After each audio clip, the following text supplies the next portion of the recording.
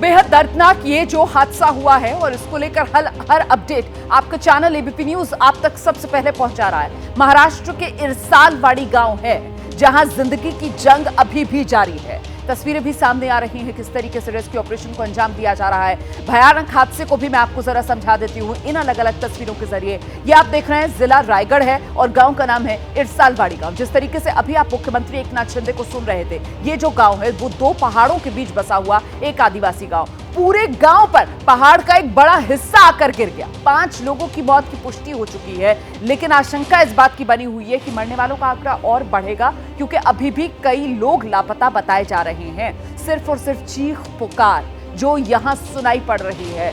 मुश्किल से यहां पर जो लोग बचे हैं उन्होंने किसी तरीके से अपनी जान बचाई है। मौके पर एनडीआरएफ की टीम अभी भी मौजूद, रेस्क्यू ऑपरेशन अभी भी जारी। इस वक्त क्या है तस्वीर, अभी हालात क्या बने हुए हैं, सीधे आपको ग्राउंड जीरो पर लेकर चलेंगे। हमारे सहयोगी मृत्युंजय इस वक्त मौजूद हैं। बताइए मृत्युंजय, इस वक्त की तस्वीर क्या है?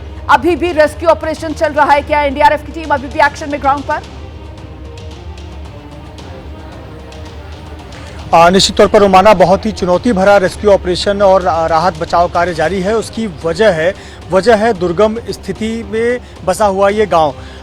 मैं इरसालवाड़ी गांव से, जहां से पहाड़ी इलाका शुरू होता है, उसके बेस कैंप पर हूं, क्योंकि इसके बाद यहां से वाहन आगे नहीं जा सकते। तो आप कल्पना कीजिए कि एनडीआरएफ हो, एसडीआरएफ हो या अन्य राहत बचाव कार्य की टीमें हो, उन्हें बिना किसी अपने संसाधन के राहत और बचाव कार्य करना है। आपको सामने पहाड़ी नजर आएगी, उस पहाड़ी पर आपको कुछ लोग चढ़ते हुए नजर आएंगे। बस आप कल्पना कीजिए कि इसी पहाड़ी पर चढ़कर इस पहाड़ी के पीछे जाना है और इस पहाड़ी के पीछे 2 पहाड़ों के बीच में ये बसा हुआ गांव है। अब कल्पना कीजिए कि अगर कोई व्यक्ति घायल स्थिति में मिलता है, स्ट्रेचर से भी लाना मुश्किल है जी। तो आप, ये बड़ी दुर्गम स्थिति है, दुर्गम पहाड़ियों के बीच में ये बसा हुआ गांव है। और आपको बता दें कि 248 गांव की जनसंख्या है और 248 गांव में से लोगों में से 210 लोग गांव में मौजूद थे और 75 लोग बचाए गए हैं, ऐसी जानकारी है।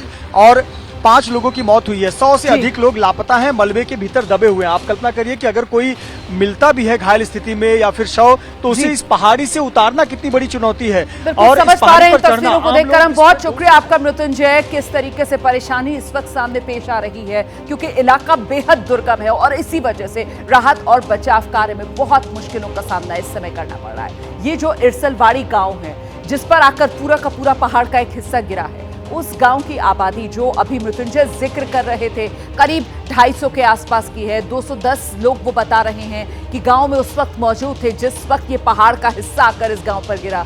अभी भी करीब 100 से ज्यादा लोग लापता हैं और उनके परिजनों का रो रो कर बुरा हाल है। आपको मौके से मृत्युंजय की एक रिपोर्ट दिखाते हैं। महाराष्ट्र के रायगढ़ जिले के इरसालवाड़ी गांव में बीती रात एक बड़ा हादसा हुआ। पहाड़ी पर बसा हुआ ये गांव चट्टानों की चपेट में आ गया।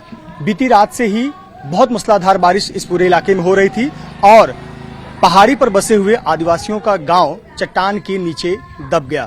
हम इरसालवाड़ी गांव के नजदीक हैं। ये देखिए, आप यहां तक गाड़ी आ पा रही है जहां तक आपको सड़क दिख रही है और इसके बाद आपको पहाड़ी पर चढ़ाई नजर आ रही होगी और पहाड़ी पर चढ़ते हुए कुछ लोग भी नजर आ रहे होंगे। आप तस्वीरों में देख सकते हैं, यही वो पहाड़ी है और इस पहाड़ी के पीछे ये गाँव है। यानी कि 3 तरफ से ये गांव पहाड़ी से घिरा हुआ था और पहाड़ी के निचले सतह पर, निचले स्तर पर ये पूरा गांव था इरसालवाड़ी, जो कि आदिवासियों का गांव था।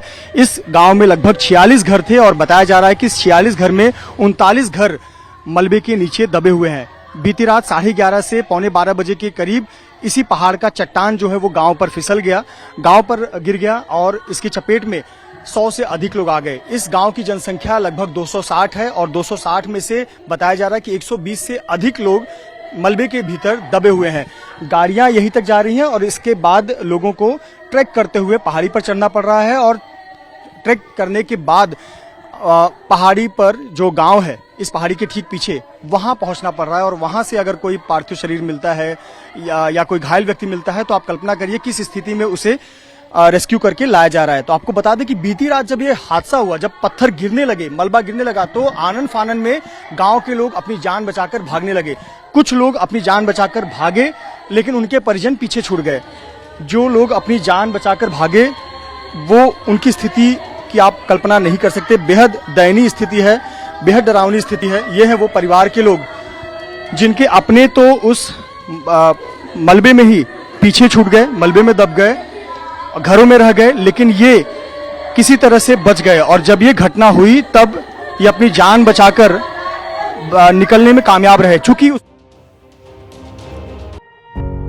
पत्रकारिता कोई इमोशन नहीं है, ना अपना कोई ज्ञान देना है और ना कोई विचार थोपना है। पत्रकारिता क्या है? पत्रकारिता का मतलब है सही जानकारी इकट्ठा करना और तथ्य बताना।